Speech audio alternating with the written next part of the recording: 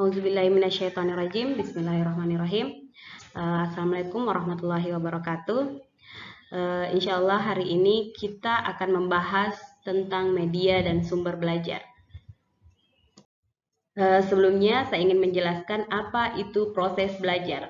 Nah, yang kita ketahui bersama bahwa proses belajar adalah suatu kegiatan kompleks yang akan terjadi pada diri manusia sepanjang hidupnya.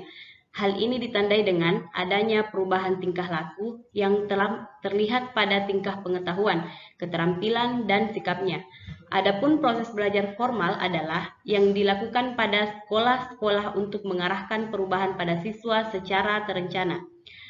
Dalam proses belajar di sekolah, terdapat interaksi yang terjadi satu sama lain. Interaksi ini terjadi antar elemen atau lingkungan yang ada di dalam sekolah, yakni antara murid, guru, staf, kepala sekolah, bahan sumber belajar, fasilitas media, materi pembelajaran, dan lain sebagainya. Selanjutnya, definisi media belajar. Di sini saya ingin menjelaskan arti dari kata media. Kata media berasal dari bahasa Latin medius yang berarti tengah, perantara, atau pengantar. Menurut Gerlach dan Eli, secara garis besar media dipahami sebagai manusia, materi, dan kejadian yang membangun kondisi yang dapat membantu siswa memperoleh pengetahuan, keterampilan, dan sikap. Secara khusus, media adalah media visual atau verbal yang digunakan dalam proses belajar mengajar. Adapun landasan teoris penggunaan media belajar, landasan teoris dari penggunaan media dalam proses pembelajaran adalah adanya berbagai pengalaman, baik langsung, piktorial, ataupun abstrak, yang menuntut kita untuk menciptakan perubahan-perubahan. Perubahan itu yaitu melalui media, guru berusaha memberikan stimulus kepada siswa yang dapat diproses dengan berbagai indera. Pernyataan ini didukung oleh pendapat dari Levy dan Levy tentang stimulus verbal dan visual, di mana stimulus gambar visual memberikan hasil belajar yang lebih baik untuk tugas seperti mengingat, mengenali, mengingat kembali, serta menghubungkan fakta dan konsep.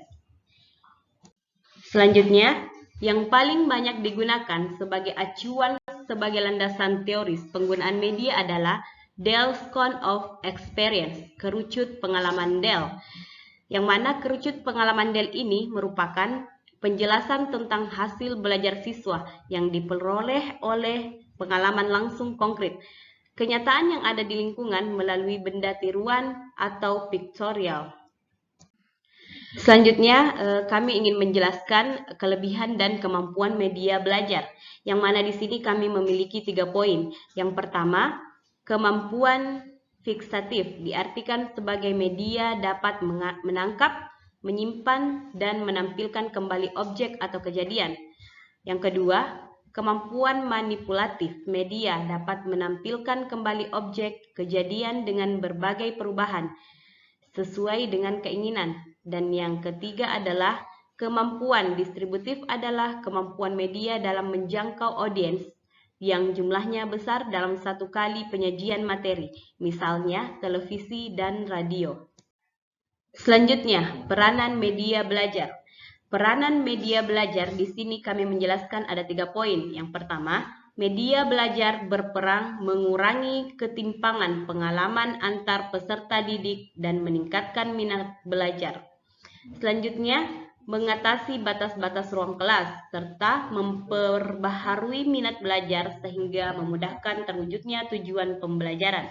Dan yang terakhir yaitu media pembelajaran berperan untuk mengatasi kesulitan proses pembelajaran. Selanjutnya, sumber belajar. Sumber belajar berarti semua sumber yang digunakan siswa sebagai sumber tersendiri bagi mereka dalam menunjang ketersediaan media, baik yang diperoleh dari data, manusia, atau barang. Selanjutnya, pemanfaatan sumber belajar. Sumber belajar yang didesain adalah sumber belajar yang didesain merupakan komponen sistem instruksional, sehingga untuk menggunakan harus dianalisa, direncanakan, kemudian dikembangkan sesuai dengan kebutuhan agar dapat benar-benar memudahkan siswa belajar. Selanjutnya, Sumber belajar yang langsung pakai atau dimanfaatkan. Sumber belajar yang langsung dipakai adalah sumber yang tidak secara khusus didesain untuk bahan pembelajaran, namun dapat digunakan dengan mudah ditemukan dan digunakan dalam proses belajar. Adapun peranan sumber belajar, yaitu sumber belajar berperan dalam menjembatani siswa memperoleh pengetahuan tambahan dari yang sekedar disampaikan oleh guru di kelas. Dalam hal ini, siswa menggunakan sumber belajar untuk mentransmisi informasi terkait materi pembelajaran melalui berbagai referensi. Itulah tadi sedikit materi tentang media dan sumber belajar. Mudah-mudahan bermanfaat untuk kita semua. Wassalamualaikum warahmatullahi wabarakatuh.